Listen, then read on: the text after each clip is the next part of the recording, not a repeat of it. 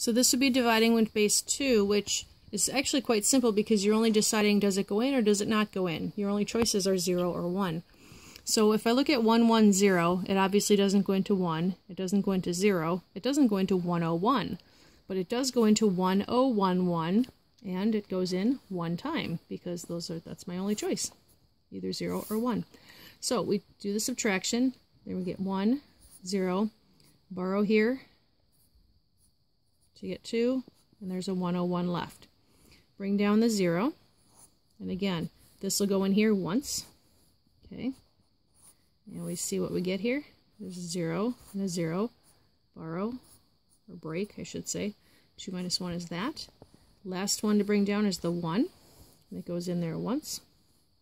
And that's 1, 1, 0. Do our subtraction. So it's 1 minus 0. Put that there. 1 minus 0 is 1. And here we're going to have to break this. And that makes 2 of these.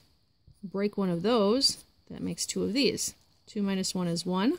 1 minus 1 is 0, so this is the 1, 1 that's left. Now, we're in binary, so we can go one more. I can see if I go one more step, I'm going to be finished. So I'm going to put down my binary point, not a decimal point, but a binary point, and add a 0. As I bring that down, I can see that this goes in here one time, and when I multiply it out, it comes out with no remainder. So here's my final answer, is 111.1. Okay? Now, if we want to figure out what we're looking at here, let me think about that a minute. Alright, so we could do this. So we want a couple of ways to think about it. You could say that this was 111, remainder 11, okay?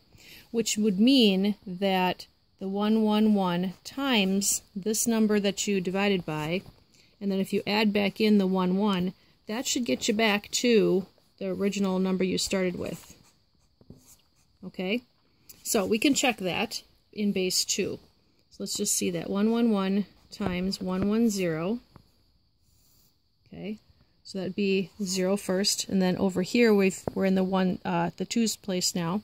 So that would be 1 times 1 times 1, and so forth all the way through. Now bump over to this place value, and then 1, 1, 1.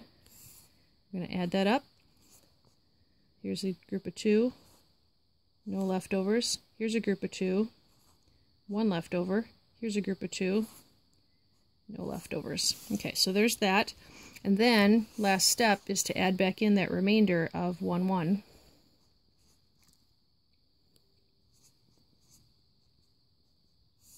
Okay, so this is 1. This is a group of 2 with no leftovers. That's 1, and 1, 0, 1. We see that this matches this. Okay? Alright. The other way to do it is to figure out what's going on in base 10 here. So that would mean that we take this number here, which is, let's see, 1s, 2s, 4s, 8s, 16s, 32s. So that's a 32 plus an 8, which is 40, plus a 4, which is 44, plus one more, which is 45. That's 45. And we divided it by this number, which is 1, 2, 4. That's 6. All right. And that equals, what this would mean is we've got 1 and a 2 and a 4, so that's 7. And this here would be, if you think about what's going on here, we've got 2 to the second power, 2 to the first power, 2 to the 0 power. This is 2 to the negative 1 power, or 1/2. So we think that that's what we're supposed to get here. Now if we think about how that works, that's really what happens, isn't it? Because 45 divided by 6 is 7 whole groups, right?